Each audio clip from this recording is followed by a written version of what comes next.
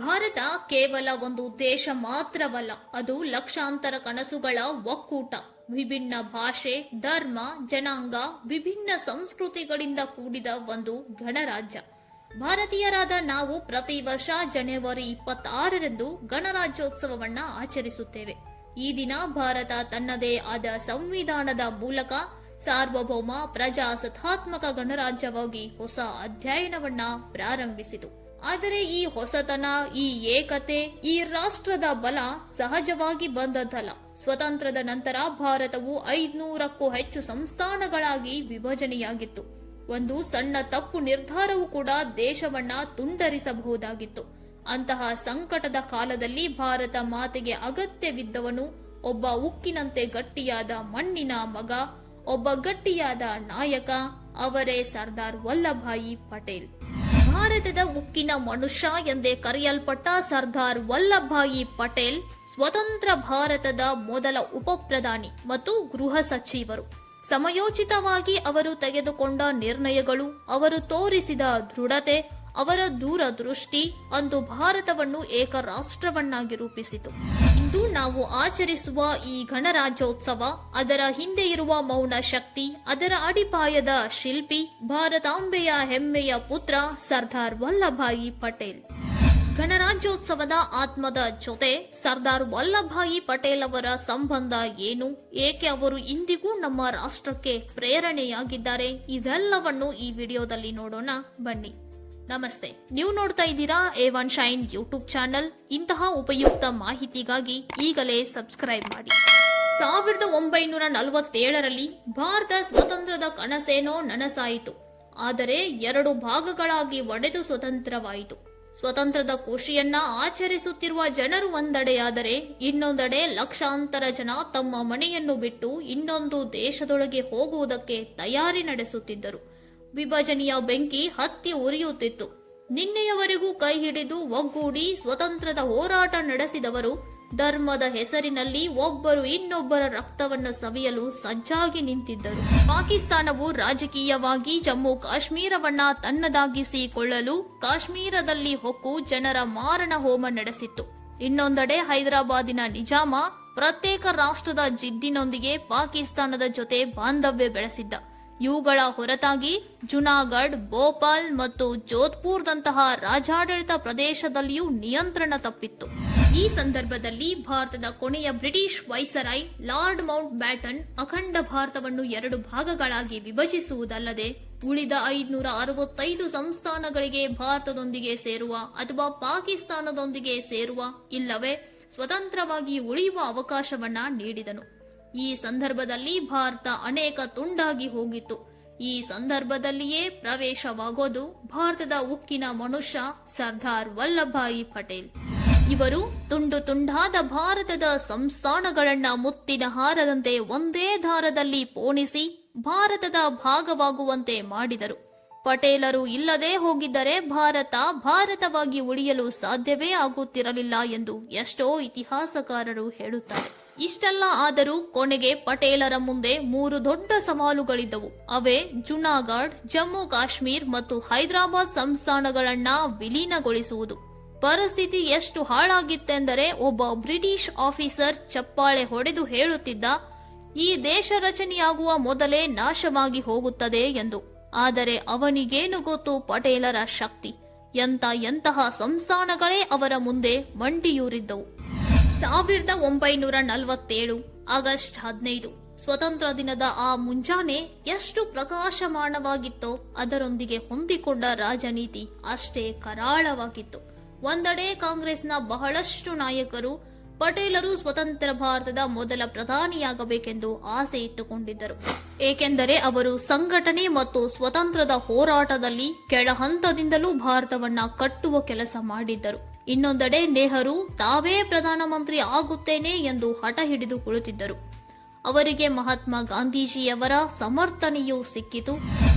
ಇದರಿಂದ ಪಟೇಲರು ಮಾನಸಿಕವಾಗಿ ನೊಂದರು. ಇಷ್ಟಾದರೂ ಅವರು ಅದನ್ನ ವಿರೋಧಿಸಲೂ ಇಲ್ಲ, ಯಾವುದೇ ಪ್ರತಿಕ್ರಿಯೆಯನ್ನು ನೀಡಲಿಲ್ಲ. ತಮ್ಮ ಮನಸ್ಸಿನ ನೋವನ್ನು ದೇಶ ಕಟ್ಟುವುದರಲ್ಲಿ ಅಡ್ಡಿಯಾಗಲು ಬಿಡಲಿಲ್ಲ. ಗಟ್ಟಿಯಾಗಿ ನಿಂತು ದೇಶ ಕಟ್ಟುವ ಕೆಲಸವನ್ನ ಮುಂದುವರೆಸಿದರು. ಮತ್ತು 565 ಸಂಸ್ಥಾನಗಳ ವಿಲೀನ ಕಾರ್ಯವನ್ನ ಪ್ರಾರಂಭಿಸಿದರು. ಸಂಸ್ಥಾನಗಳನ್ನ ಒಂದು ರಾಷ್ಟ್ರವನ್ನಾಗಿ ಮಾಡಲು ಹೊರಟರು. ಪಟೇಲರ ದೂರದೃಷ್ಟಿ ಮತ್ತು ದೃಢತೆಯ ಮುಂದೆ ಅನೇಕ ಸಂಸ್ಥಾನಗಳು ಯಾವುದೇ ಷರತ್ತು ಸಂಘರ್ಷಗಳಿಲ್ಲದೆ ಭಾರತದಲ್ಲಿ ವಿಲೀನವಾಗಲು ಒಪ್ಪಿಗೆ ಸೂಚಿಸಿದವು.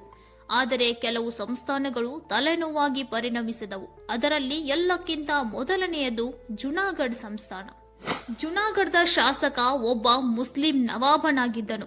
ಆದರೆ ಆ ಸಂಸ್ಥಾನದಲ್ಲಿ 80% ಜನರು ಹಿಂದೂಗಳಾಗಿದ್ದರು. ಸ್ವತಂತ್ರದ ನಂತರ ನವಾಬ್ ಪಾಕಿಸ್ತಾನದಲ್ಲಿ ವಿಲೀನವಾಗುವ ಘೋಷಣೆ ಮಾಡಿದ. ಇದರಿಂದ ಅಲ್ಲಿನ ಜನ ಆಕ್ರೋಶಗೊಂಡು ಬೀದಿಗಿಳಿದು ಪ್ರತಿಭಟಿಸತೊಡಗಿದರು. ಜುನಾಗಢ್ ಹಮಾರ ಹೈ ಘೋಷಣೆ ಎಲ್ಲೆಡೆ ಮೊಳಗಿತು. ಇತ್ತ ಪಟೇಲರು ಯಾವುದೇ ಹಿಂಸೆಯ ದಾರಿಯನ್ನಾಗಲಿ ರಾಜತಾಂತ್ರಿಕ ಹಾದಿಯನ್ನಾಗಲಿ ಬಳಸಲಿಲ್ಲ. ಬದಲಾಗಿ ಜನಮತ ಸಂಗ್ರಹಕ್ಕೆ ಮುಂದಾದರು. ಇದರ ಪರಿಣಾಮವಾಗಿ 2 ಲಕ್ಷ ಜನರಲ್ಲಿ ಕೇವಲ 91 ಜನ ಪಾಕಿಸ್ತಾನದ ಪರ ಮತ ಹಾಕಿದರೆ ಉಳಿದೆಲ್ಲರೂ ಭಾರತದ ಜೊತೆಗೆ ಬರುವುದಕ್ಕೆ ನಿರ್ಧಾರ ಮಾಡಿದರು. ಪರಿಣಾಮ ಜುನಾಗಢ್ ಭಾರತದ ಅವಿಭಾಜ್ಯ ಅಂಗವಾಯಿತು. ಜುನಾಗಢ್ ನವಾಬ ತನ್ನ ಹೆಂಡತಿ, ಮಕ್ಕಳು, ತಾನು ಸಾಕಿದ ನಾಯಿಯೊಂದಿಗೆ ಪಾಕಿಸ್ತಾನಕ್ಕೆ ಓಡಿ ಹೋದ. ಜುನಾಗಢ್ ಸಂಸ್ಥಾನದ ವಿಲೀನದ ನಂತರ ಭಾರತದ ಮುಕೂಟದಂತಿದ್ದ ಕಾಶ್ಮೀರದ ವಿಲೀನ ಕಾರ್ಯ ಚುರುಕಾಯಿತು. ಸ್ವತಂತ್ರದ ನಂತರ ಈ ಮುಕೂಟ ಯಾರ ತಲೆಯನ್ನ ಅಲಂಕರಿಸುತ್ತದೆ ಎಂಬುದು ಪ್ರಶ್ನೆಯಾಗಿತ್ತು.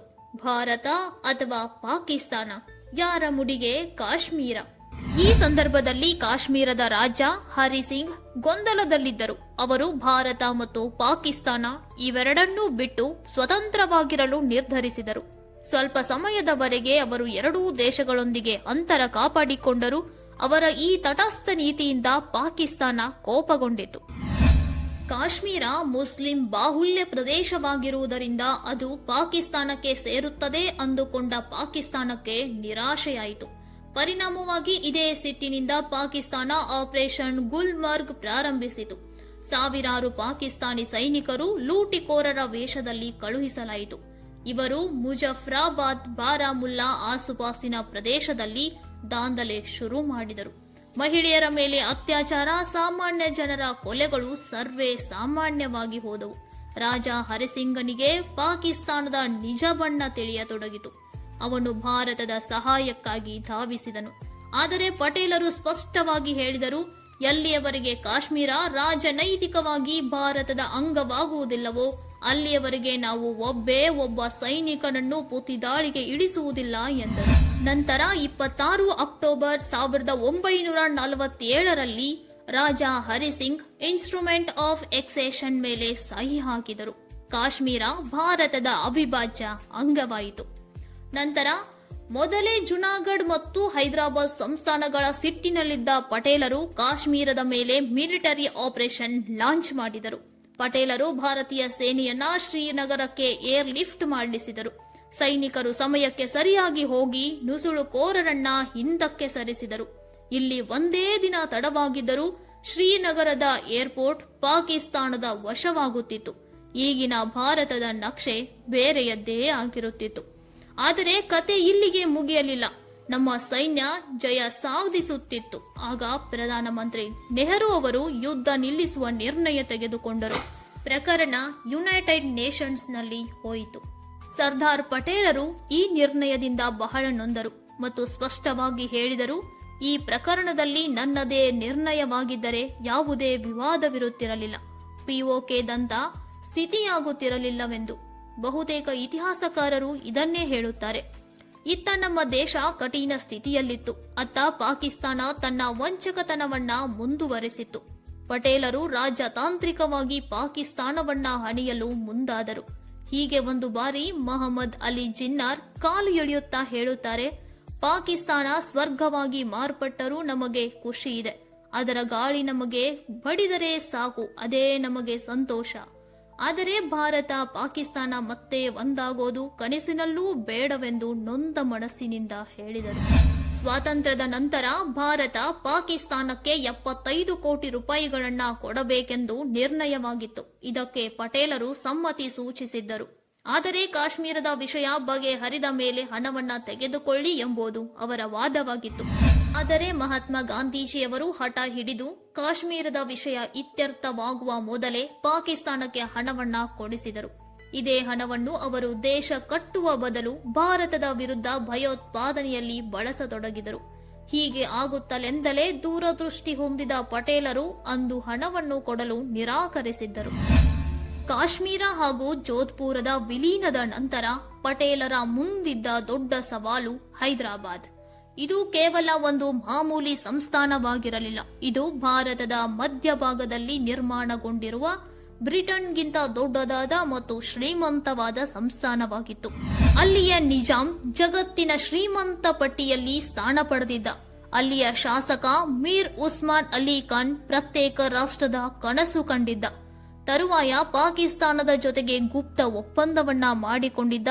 ಇಷ್ಟೇ ಅಲ್ಲದೆ ರಜಾಕರ್ ಹೆಸರಿನ ಉಗ್ರ ಸಂಘಟನೆಯನ್ನ ಸ್ಥಾಪಿಸಿದ್ದ. ಇದು ಸಾಮಾನ್ಯ ಜನರ ಮೇಲೆ ಅತ್ಯಾಚಾರ ಮಾಡತೊಡಗಿತು. ಪರಿಸ್ಥಿತಿ ಕೈಮೀರಿ ಹೋಗುವುದರೊಳಗೆ ಪಟೇಲರು ಆಪರೇಷನ್ ಫೋಲೋ ಅನ್ನ ಲಾಂಚ್ ಮಾಡಿದರು. ಇದನ್ನು ಇತಿಹಾಸ ಪೊಲೀಸ್ ಆಕ್ಷನ್ ನಿಂದಲೂ ಕರೆಯುತ್ತಾರೆ.